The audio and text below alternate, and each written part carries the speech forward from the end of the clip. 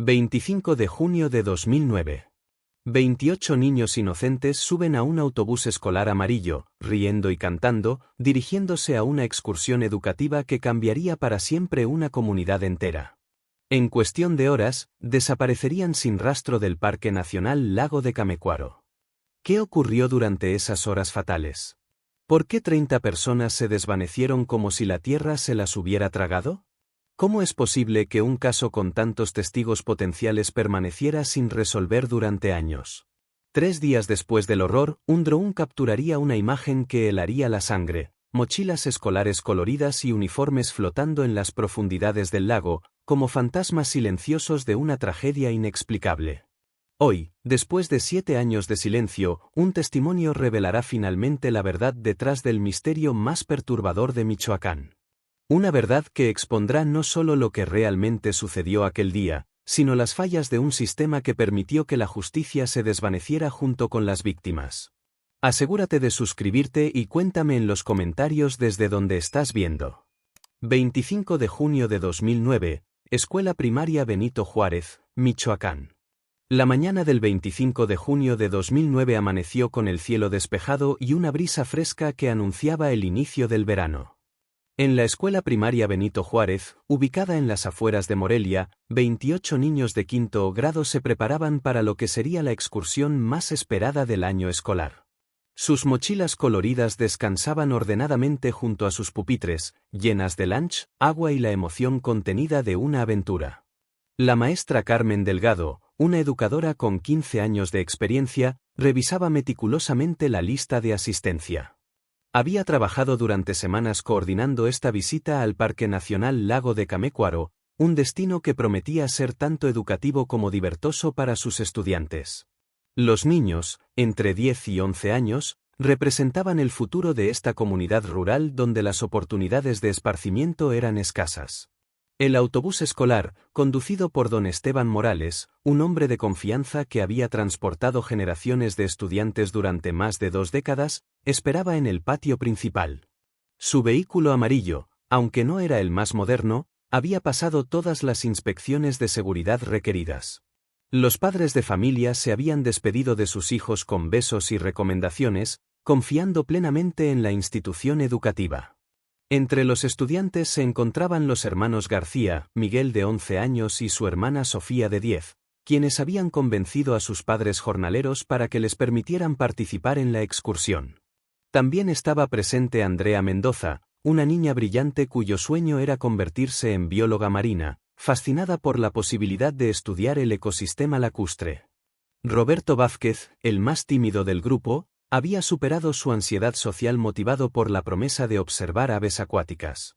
La directora Esperanza Ruiz observaba desde su oficina mientras los menores abordaban el autobús con disciplina.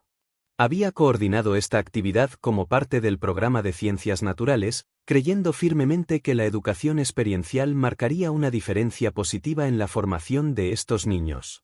Las autorizaciones parentales estaban debidamente firmadas y archivadas, el seguro escolar se encontraba vigente, y las condiciones meteorológicas eran ideales. A las 8:30 de la mañana, el autobús partió entre gritos de alegría y canciones infantiles. Los vecinos del pueblo los vieron alejarse por la carretera estatal, dirigiéndose hacia lo que todos esperaban sería un día memorable de aprendizaje y diversión. Ninguno de los adultos presentes podría haber imaginado que esa imagen, 28 rostros sonrientes asomándose por las ventanillas, sería la última vez que verían a esos niños con vida. El trayecto hasta el lago tomaba aproximadamente 1 hora y media. Durante el recorrido, la maestra Carmen había planeado repasar conceptos sobre ecosistemas acuáticos y la importancia de la conservación ambiental. Los estudiantes llevaban cuadernos especiales para registrar sus observaciones y cámaras desechables para documentar la experiencia. Todo parecía perfectamente organizado para una jornada educativa exitosa. El Parque Nacional Lago de Camecuaro se extendía como una joya verde en el corazón de Michoacán. Sus aguas cristalinas, alimentadas por manantiales subterráneos, habían servido durante décadas como destino turístico y educativo. Aquel jueves, sin embargo, el lugar que normalmente rebosaba de vida se encontraba extrañamente silencioso. A las 10:15 de la mañana, el autobús escolar arribó al área de estacionamiento designada. Los guardaparques Rafael Herrera y Lucía Montenegro recibieron al grupo con la cordialidad acostumbrada, explicando las normas básicas de seguridad y conservación. Los senderos estaban claramente marcados, las áreas de acceso al agua debidamente señalizadas, y existían múltiples puntos de observación seguros para las actividades programadas. La primera actividad consistía en un recorrido guiado por el sendero principal, donde los estudiantes podrían observar la flora y fauna características del ecosistema lacustre. Los niños se mostraron particularmente emocionados al avistar garzas, patos silvestres y diversas especies de peces que nadaban cerca de la orilla. Sus cuadernos se llenaron rápidamente de dibujos y anotaciones, mientras las cámaras desechables capturaban momentos de asombro y descubrimiento. Alrededor del mediodía, el grupo se dirigió al área de picnic asignada para consumir sus alimentos. La maestra Carmen organizó a los estudiantes en pequeños círculos, supervisando que todos consumieran adecuadamente sus lunch y permanecieran hidratados. La temperatura era agradable, cerca de los 24 grados centígrados, con una brisa suave que hacía del ambiente algo perfectamente confortable para actividades al aire libre. Después del almuerzo, se programó una segunda caminata hacia el mirador principal, un punto elevado que ofrecía una vista panorámica del lago y sus alrededores. Los guardaparques habían confirmado que el sendero se encontraba en perfectas condiciones y que no existían riesgos aparentes para el grupo.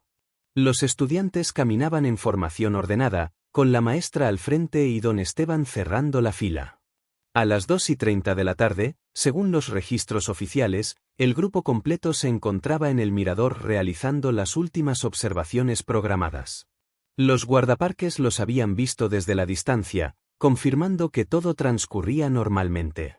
Los planes indicaban que el regreso al autobús estaba programado para las 3 de la tarde, con salida del parque a las 3:30 de la tarde para llegar a la escuela antes de las 5 de la tarde.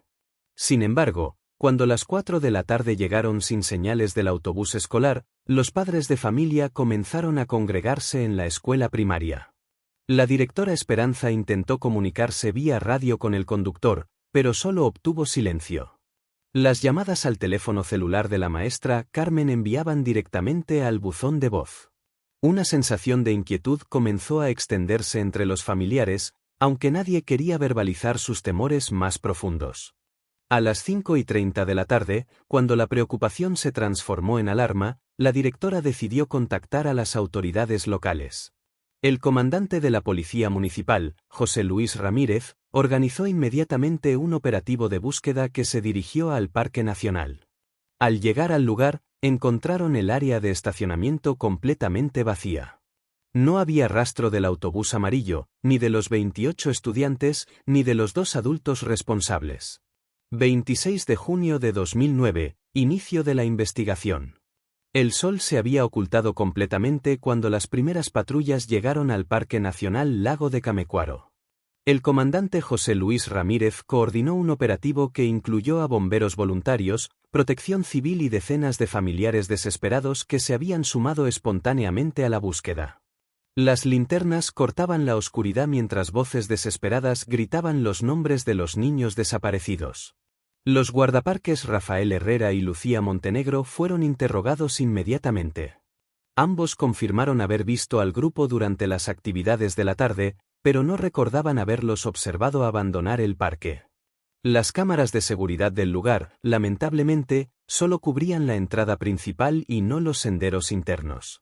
La última imagen registrada mostraba el autobús estacionado a las 10:20 de la mañana, pero no existía registro de su salida.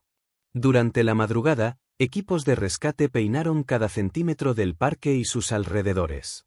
Utilizaron perros entrenados en búsqueda y rescate, que siguieron varios rastros pero ninguno condujo a resultados concretos. Los senderos fueron recorridos múltiples veces, las áreas boscosas fueron exploradas sistemáticamente, y buzos especializados comenzaron a inspeccionar las zonas más profundas del lago. La agente del Ministerio Público, licenciada Patricia Moreno, llegó desde la capital del estado para tomar control de la investigación criminal.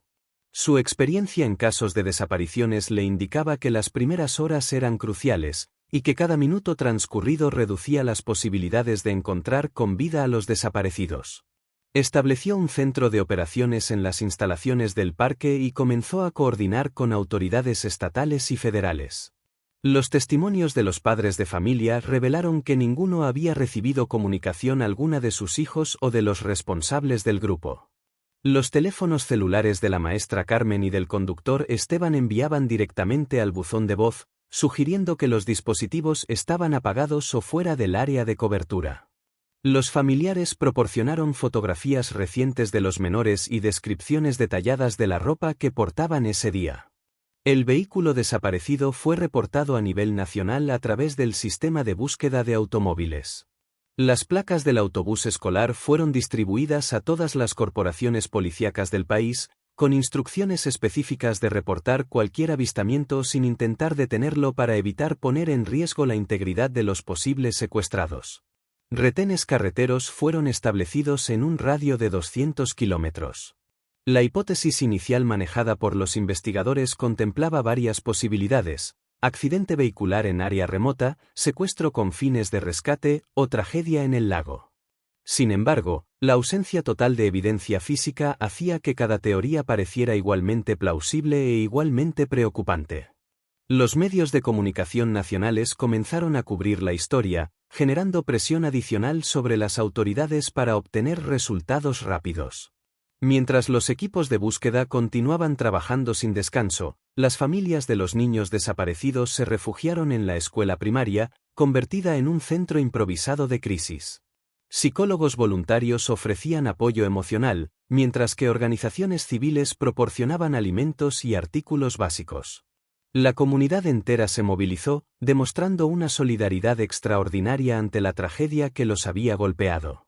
Al amanecer del segundo día, cuando no habían aparecido pistas concretas sobre el paradero de los 28 niños y 2 adultos, la desesperación comenzó a transformarse en terror. Las posibilidades optimistas se desvanecían gradualmente, mientras que escenarios más sombríos cobraban fuerza en las mentes de investigadores y familiares. 28 de junio de 2009, tercer día de búsqueda. El tercer día de búsqueda amaneció nublado y con amenaza de lluvia. Los equipos de rescate habían trabajado incansablemente durante 72 horas, explorando cada rincón del Parque Nacional y expandiendo gradualmente el perímetro de búsqueda. La desesperación de los familiares era palpable, mientras que los investigadores comenzaban a considerar escenarios cada vez más sombríos. La agente Patricia Moreno había solicitado apoyo tecnológico especializado. Entre los recursos enviados desde la Ciudad de México se encontraba un dron de última generación, equipado con cámaras de alta resolución y sensores térmicos. El operador, técnico Luis Alberto Castillo, había comenzado los vuelos de reconocimiento al amanecer, cubriendo sistemáticamente áreas que resultaban inaccesibles para los equipos terrestres. A las 11:45 de la mañana, durante el quinto vuelo del día, el dron sobrevoló la zona norte del lago, un área caracterizada por su mayor profundidad y corrientes subacuáticas más complejas.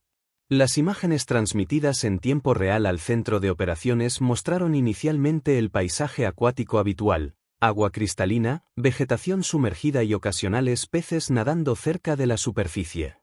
Sin embargo, a una profundidad aproximada de 8 metros, las cámaras del dron detectaron objetos anómalos que flotaban suspendidos en el agua.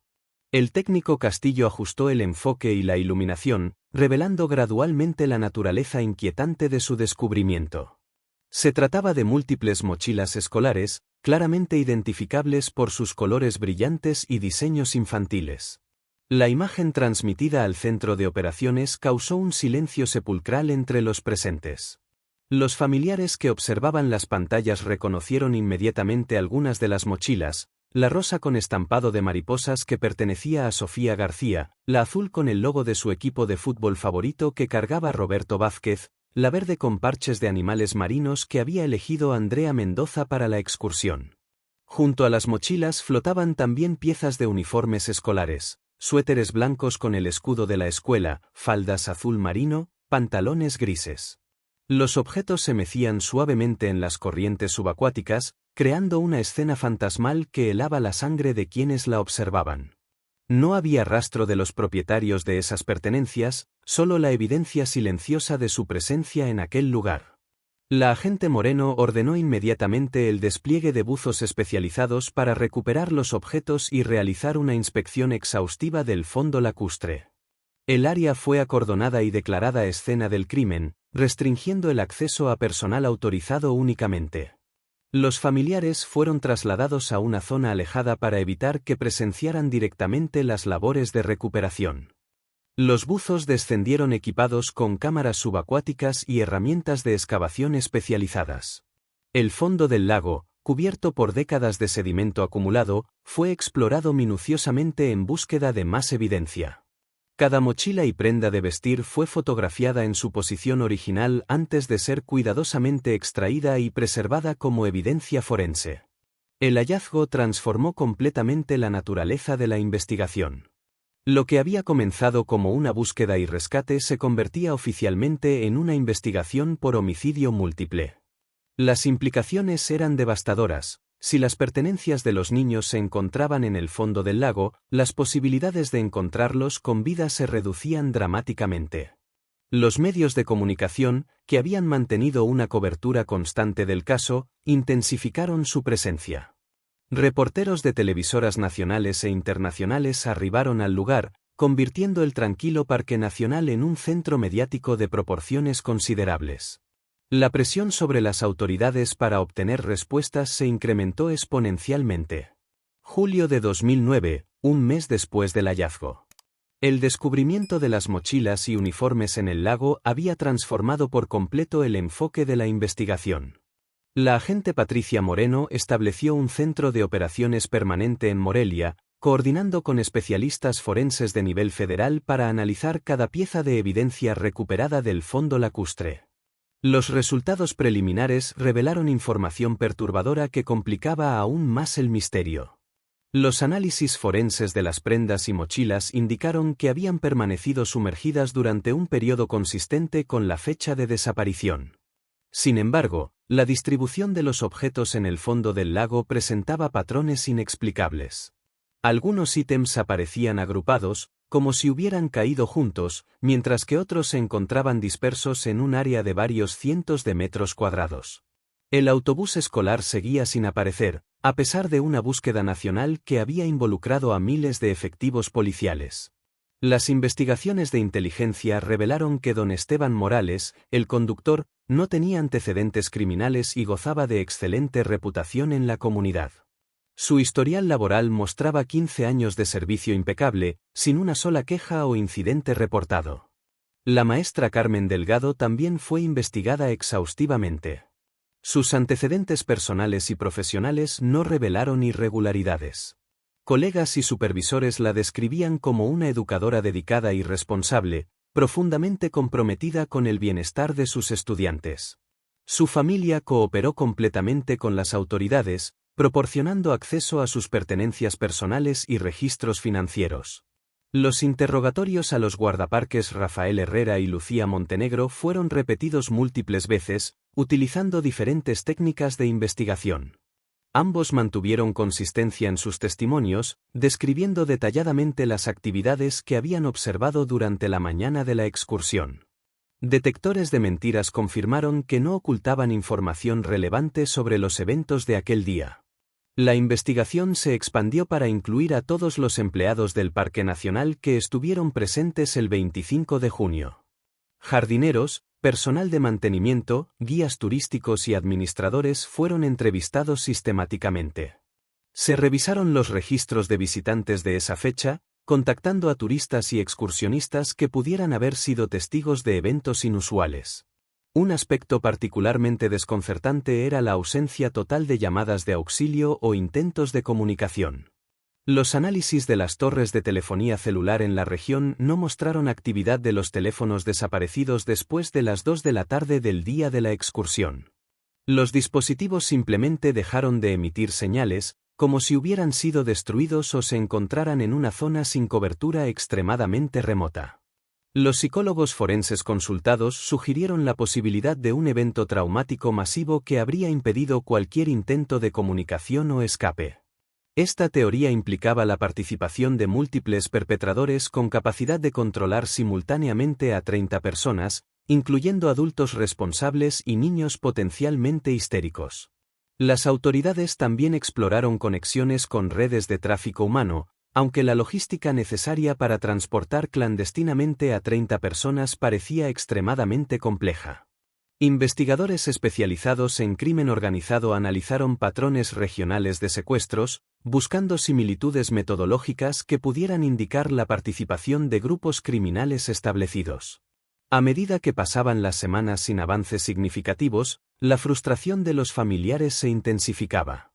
Organizaron manifestaciones pacíficas frente a las oficinas gubernamentales, exigiendo mayor dedicación de recursos y transparencia en la investigación. Sus demandas incluían la intervención de agencias federales especializadas y la contratación de consultores internacionales con experiencia en casos similares.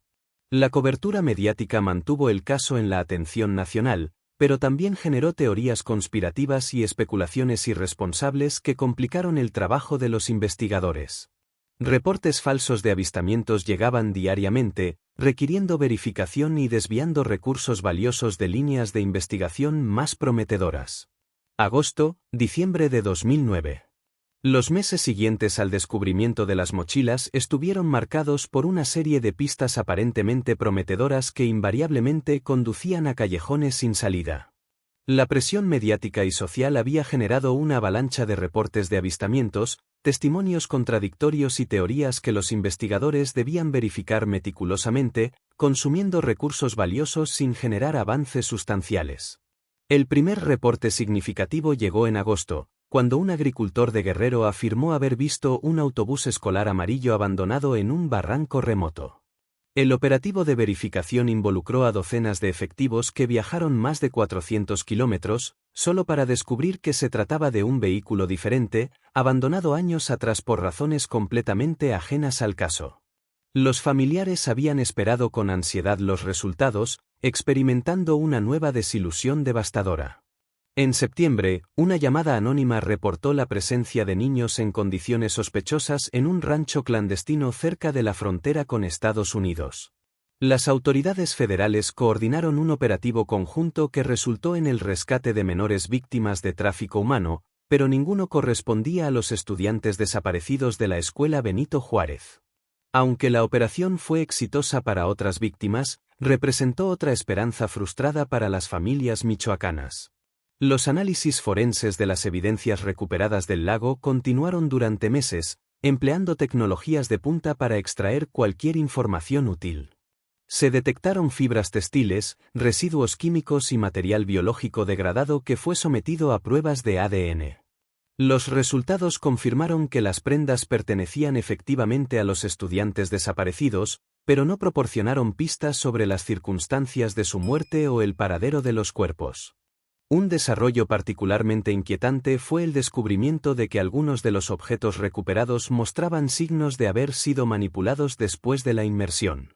Ciertas mochilas presentaban desgarros que no correspondían con el deterioro natural esperado, sugiriendo que alguien había accedido a ellas mientras se encontraban sumergidas. Esta evidencia indicaba que los perpetradores podrían haber regresado al lugar del crimen en múltiples ocasiones. Los investigadores también exploraron la posibilidad de que el crimen tuviera motivaciones rituales o sectarias. Especialistas en criminología religiosa analizaron los patrones del caso, buscando similitudes con homicidios masivos perpetrados por grupos extremistas. Sin embargo, la ausencia de simbolismos característicos y la naturaleza aparentemente aleatoria de las víctimas hacían improbable esta línea de investigación. Durante el otoño, se intensificaron los esfuerzos para localizar el autobús desaparecido. Helicópteros equipados con tecnología de detección de metales sobrevolaron miles de kilómetros cuadrados de territorio, explorando barrancas, bosques y áreas industriales abandonadas donde el vehículo podría haber sido ocultado. Buzos especializados inspeccionaron cuerpos de agua en un radio de 500 kilómetros, sin obtener resultados positivos. La teoría del accidente masivo fue reconsiderada múltiples veces. Ingenieros especializados en seguridad vehicular analizaron las características del autobús y las condiciones de la carretera, modelando escenarios donde un accidente catastrófico podría haber resultado en la desaparición completa del vehículo y sus ocupantes. Sin embargo, ningún modelo físico podía explicar la presencia selectiva de mochilas y uniformes en el lago sin rastro de los cuerpos. Los perfiles psicológicos de posibles perpetradores fueron refinados continuamente. Criminólogos especializados en homicidios masivos identificaron características comportamentales que el criminal o criminales deberían poseer para ejecutar un crimen de esta magnitud. Estas características fueron comparadas con bases de datos de delincuentes conocidos, sin generar coincidencias significativas.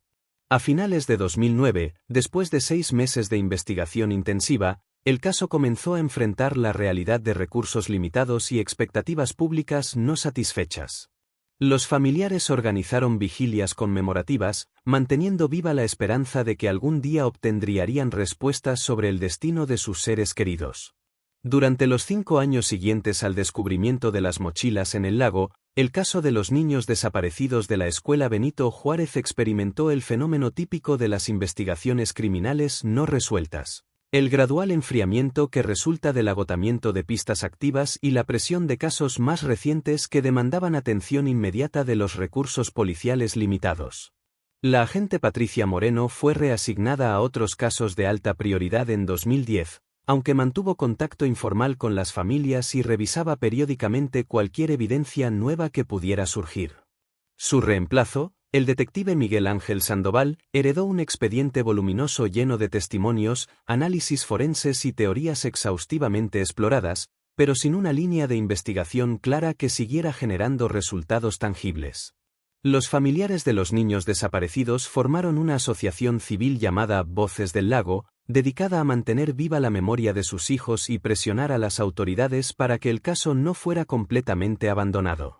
Se reunían mensualmente en la escuela primaria, ahora convertida en un centro comunitario en honor a los estudiantes perdidos, compartiendo apoyo emocional y organizando actividades conmemorativas.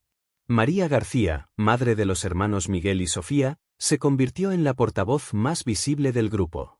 Su determinación inquebrantable y habilidad para comunicarse con los medios mantuvieron el caso ocasionalmente en la atención pública. Organizó marchas anuales en el aniversario de la desaparición, eventos que gradualmente fueron perdiendo participación pero nunca se discontinuaron completamente. Durante este periodo, surgieron múltiples teorías alternativas propuestas por investigadores aficionados, periodistas independientes y consultores autoproclamados. Algunas sugerían conexiones con redes internacionales de tráfico de órganos, otras proponían experimentos gubernamentales secretos, y las más fantásticas involucraban fenómenos paranormales o intervención extraterrestre. Ninguna contaba con evidencia sustancial que justificara investigación oficial. Los análisis forenses continuaron esporádicamente cuando nuevas tecnologías se volvían disponibles.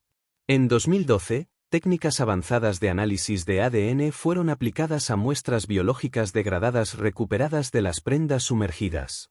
Los resultados confirmaron nuevamente la identidad de los propietarios pero no revelaron información adicional sobre las circunstancias de su muerte o la presencia de perpetradores. El Parque Nacional Lago de Camecuaro experimentó una disminución significativa en el turismo después de los eventos de 2009. Las autoridades implementaron medidas de seguridad adicionales y programas de monitoreo más estrictos, pero la reputación del lugar como sitio de tragedia persistió en la memoria colectiva. Los guardaparques originales, Rafael Herrera y Lucía Montenegro, fueron transferidos a otras ubicaciones por su propia estabilidad emocional. Los medios de comunicación ocasionalmente revisitaban el caso durante fechas significativas, produciendo reportajes retrospectivos que resumían los hechos conocidos sin aportar información nueva. Estos programas servían para mantener cierta conciencia pública sobre la tragedia, pero también perpetuaban la frustración de las familias al recordarles constantemente que sus preguntas permanecían sin respuesta. En 2013, una serie de testimonios aparentemente relacionados generó renovado interés en el caso. Varios residentes de comunidades cercanas reportaron haber visto vehículos sospechosos y actividad inusual en áreas remotas durante las semanas posteriores a la desaparición. Sin embargo, la investigación de estos reportes tardíos no produjo evidencia corroborable, siendo probablemente resultado de recuerdos distorsionados por el paso del tiempo.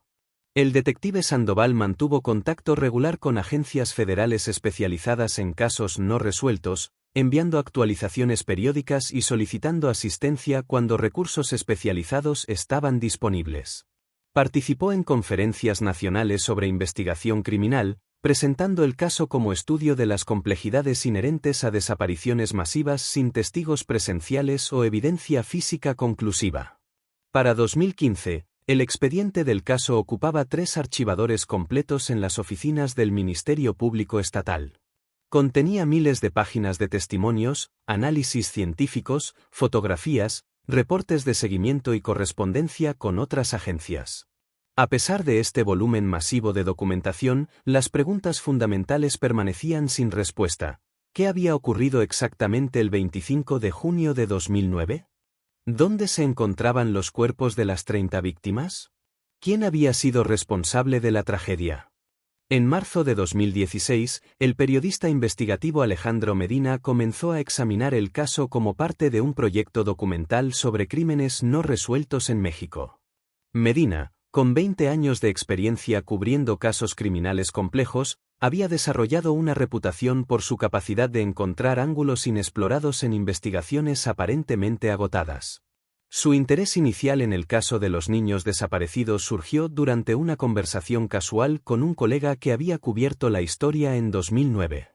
Lo que capturó la atención de Medina no fueron los aspectos más dramáticos del caso, sino una inconsistencia aparentemente menor en los registros oficiales que nadie había cuestionado previamente. Medina descubrió que los registros de visitantes del Parque Nacional para el 25 de junio de 2009 mostraban la entrada de vehículos que no habían sido completamente investigados durante la investigación original. Entre estos se encontraba una camioneta registrada a nombre de una empresa de construcción local que había ingresado al parque aproximadamente una hora antes que el autobús escolar. La empresa, Constructora Michoacán S.A., había estado involucrada en proyectos de mantenimiento del parque durante los meses anteriores a la tragedia. Sus empleados tenían acceso autorizado a áreas restringidas del parque, incluyendo zonas cercanas al lago donde posteriormente se encontraron las mochilas y uniformes. Medina solicitó una entrevista con el propietario de la constructora, ingeniero Roberto Salinas, quien inicialmente se mostró reacio a discutir eventos de 7 años atrás. Sin embargo, cuando el periodista mencionó específicamente la presencia de su vehículo en el parque el día de la tragedia, Salinas admitió que uno de sus equipos había estado realizando trabajos de mantenimiento en el sistema de drenaje del área de picnic. La revelación de que había trabajadores de construcción presentes en el parque durante la visita escolar representaba una línea de investigación que había sido pasada por alto durante la investigación original. Medina comenzó a rastrear a los empleados que habían participado en esos trabajos, descubriendo que el equipo estaba compuesto por 4 hombres, el capataz Víctor Herrera y los trabajadores Manuel Ortega, Jesús Valdez y Carlos Mendoza. El periodista logró localizar a 3 de los 4 trabajadores.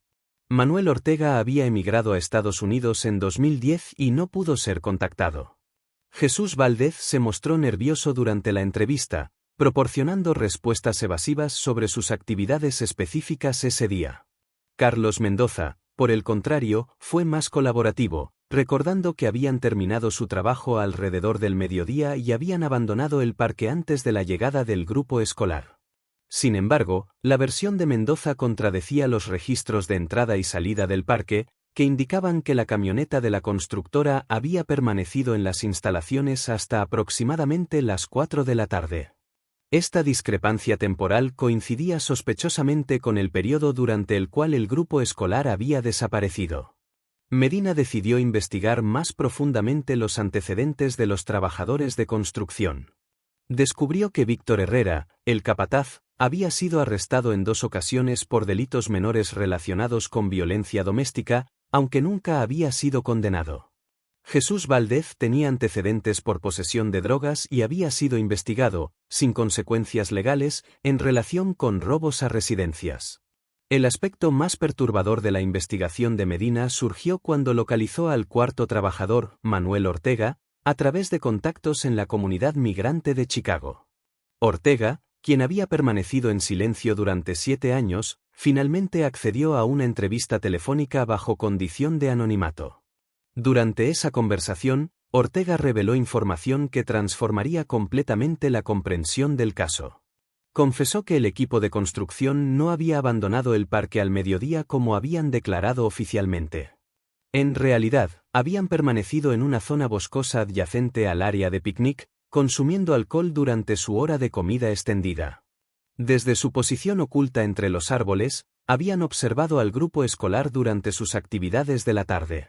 Ortega recordaba particularmente haber visto a los niños dirigirse hacia el sendero del mirador alrededor de las 2:30 de la tarde, acompañados por la maestra y el conductor del autobús. Sin embargo, lo que presenció después lo había atormentado durante años, manteniéndolo en silencio por temor a las consecuencias legales de su presencia no autorizada en el lugar. La confesión de Ortega proporcionó la primera descripción de testigo presencial de los eventos que habían ocurrido en el Parque Nacional durante las horas críticas de la tarde del 25 de junio de 2009. La conversación telefónica con Manuel Ortega se extendió durante más de 2 horas, durante las cuales el trabajador migrante reveló detalles que habían permanecido ocultos durante 7 años. Su testimonio, grabado con su consentimiento, proporcionaría finalmente las respuestas que las familias habían esperado desesperadamente. Según Ortega, aproximadamente a las 3 de la tarde del 25 de junio de 2009, mientras él y sus compañeros permanecían ocultos en el área boscosa, observaron la llegada de un segundo vehículo al parque. Se trataba de una camioneta blanca sin placas visibles, de la cual descendieron 3 hombres vestidos con ropa militar o paramilitar. Los individuos portaban armas largas y se movían con disciplina táctica que sugería entrenamiento especializado. Los hombres armados se dirigieron directamente hacia el sendero del mirador, donde el grupo escolar se encontraba realizando sus últimas actividades programadas. Desde su posición, Ortega y sus compañeros escucharon gritos y disparos al aire, seguidos por un silencio ominoso que se extendió durante varios minutos. El terror los paralizó, impidiéndoles intervenir o buscar ayuda. Aproximadamente 30 minutos después, los trabajadores observaron a los mismos hombres armados regresando del sendero, conduciendo al grupo completo de estudiantes, la maestra y el conductor del autobús hacia el estacionamiento. Los niños caminaban en fila, claramente aterrorizados pero aparentemente ilesos. Los adultos responsables se encontraban visiblemente alterados pero cooperaban con las instrucciones de los secuestradores. El grupo completo fue obligado a abordar el autobús escolar, mientras que uno de los hombres armados tomó el volante. Los otros 2 perpetradores abordaron la camioneta blanca, formando un convoy que abandonó el parque aproximadamente a las 4:30 de la tarde. Los trabajadores de construcción permanecieron ocultos durante varias horas adicionales, demasiado aterrorizados para abandonar su escondite. Ortega confesó que inicialmente había mantenido silencio debido al temor de ser acusado como cómplice o testigo negligente. Además, reconoció que él y sus compañeros habían estado consumiendo alcohol durante horas laborales en un parque nacional, violación que podría haber resultado en consecuencias legales para todos los involucrados. Su decisión de emigrar a Estados Unidos en 2010 había sido motivada parcialmente por el deseo de alejarse de la traumática experiencia. El periodista Alejandro Medina inmediatamente contactó al detective Miguel Ángel Sandoval para reportar las revelaciones de Ortega. La información proporcionaba finalmente una explicación coherente para la desaparición del grupo, aunque planteaba nuevas preguntas inquietantes sobre la identidad y motivaciones de los perpetradores. La descripción de hombres armados con apariencia militar sugería la posibilidad de involucración de grupos del crimen organizado o células paramilitares operando en la región durante 2009. Los investigadores comenzaron a revisar registros de actividad criminal organizada en Michoacán durante ese periodo, buscando patrones que pudieran explicar el secuestro masivo.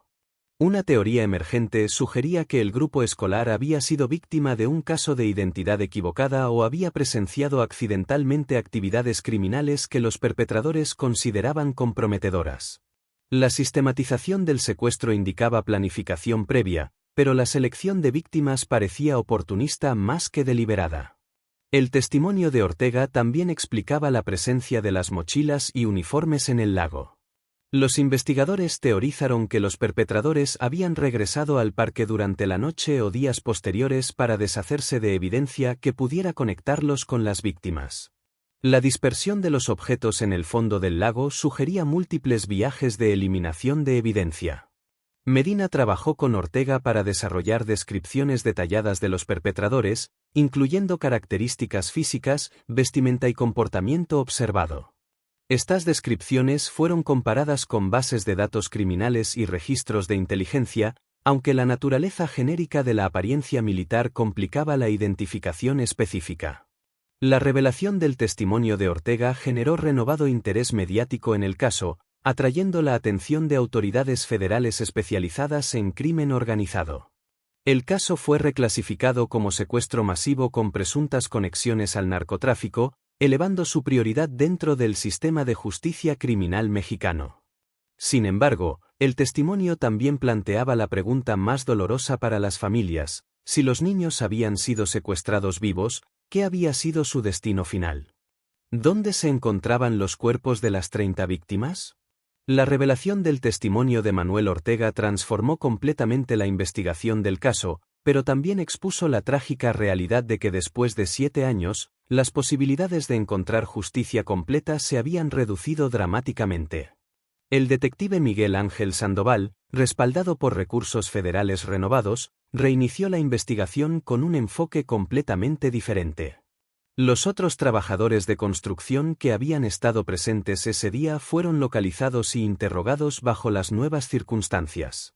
Jesús Valdez, confrontado con el testimonio de Ortega, finalmente confesó haber presenciado los mismos eventos.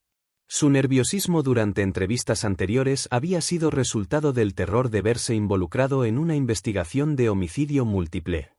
Carlos Mendoza también admitió haber mentido en declaraciones previas, confirmando la versión de Ortega sobre la presencia prolongada del equipo en el parque y el secuestro presenciado. Su motivación para el silencio había sido similar: temor a consecuencias legales y represalias de los perpetradores si estos descubrían la existencia de testigos. El capataz Víctor Herrera, cuando fue confrontado con los testimonios unificados de sus empleados, inicialmente negó recordar los eventos descritos. Sin embargo, bajo interrogatorio intensivo y amenaza de cargos por obstrucción de la justicia, eventualmente proporcionó una confesión parcial que corroboraba los elementos esenciales del secuestro presenciado. Las investigaciones sobre grupos criminales activos en Michoacán durante 2009 revelaron la presencia de múltiples células del narcotráfico que operaban con metodologías paramilitares. Los caballeros templarios y facciones de la familia michoacana habían estado involucrados en conflictos territoriales que frecuentemente resultaban en secuestros masivos y desapariciones forzadas. Análisis de patrones criminales identificaron al menos 3 casos similares de secuestros grupales ocurridos en la región durante el mismo periodo. En cada instancia, las víctimas habían desaparecido completamente sin rastro, sugiriendo una metodología sistemática para la eliminación de testigos o víctimas consideradas problemáticas por organizaciones criminales. La teoría investigativa más probable sugería que el grupo escolar había presenciado accidentalmente actividades criminales durante su visita al parque, o que los perpetradores los habían percibido como amenaza potencial a sus operaciones en la zona. El secuestro habría sido una medida preventiva para evitar reportes a las autoridades. Desafortunadamente, los líderes de las organizaciones criminales sospechosas de involvement habían sido arrestados, asesinados o desaparecido durante los años posteriores a 2009, como resultado de conflictos internos y operativos policiales. La fragmentación de estas organizaciones había dispersado a sus miembros, haciendo extremadamente difícil identificar a los perpetradores específicos del secuestro. Los cuerpos de los niños, la maestra y el conductor nunca fueron localizados, a pesar de búsquedas extensivas en propiedades confiscadas a organizaciones criminales y áreas conocidas por ser utilizadas para eliminación de víctimas. La metodología de disposición empleada por estos grupos frecuentemente hacía imposible la recuperación de restos, utilizando ácidos, incineración o entierros en ubicaciones remotas. Las familias de las víctimas recibieron finalmente respuestas sobre las circunstancias de la desaparición, pero la ausencia de justicia formal y la imposibilidad de recuperar los cuerpos para sepultura apropiada perpetuó su sufrimiento. María García y la asociación Voces del Lago continuaron presionando por investigaciones adicionales y reformas al sistema de justicia criminal. El caso se convirtió en símbolo de las fallas sistémicas en la protección de ciudadanos inocentes durante el periodo de violencia extrema que México experimentó entre 2006 y 2012. Las deficiencias en coordinación entre agencias policiales, la corrupción institucional y el poder de las organizaciones criminales habían creado condiciones donde tragedias como esta podían ocurrir con impunidad virtual. El periodista Alejandro Medina publicó su investigación como serie documental que recibió reconocimiento nacional e internacional, manteniendo viva la memoria de las víctimas y destacando la necesidad de reformas estructurales en el sistema de justicia mexicano. Aunque los perpetradores directos del secuestro nunca fueron identificados o procesados, el caso contribuyó a cambios en protocolos de seguridad para actividades escolares y mejoró la coordinación entre agencias de seguridad para responder a desapariciones masivas. La escuela primaria Benito Juárez fue transformada en memorial permanente, recordando a los 28 estudiantes cuyas vidas fueron truncadas por la violencia criminal. Sus nombres están grabados en una placa de mármol que lee: en memoria de quienes buscaban conocimiento y encontraron eternidad. El lago donde fueron encontradas sus pertenencias permanece como testimonio silencioso de una tragedia que reveló tanto la vulnerabilidad de los inocentes como la persistencia de quienes buscan verdad y justicia. Si has llegado hasta aquí y quieres ver más historias como esta, te invito a suscribirte al canal y activar la campanita de notificaciones para no perderte ninguna historia. Deja tu like para que podamos seguir compartiendo más historias como esta. ¡Hasta la próxima!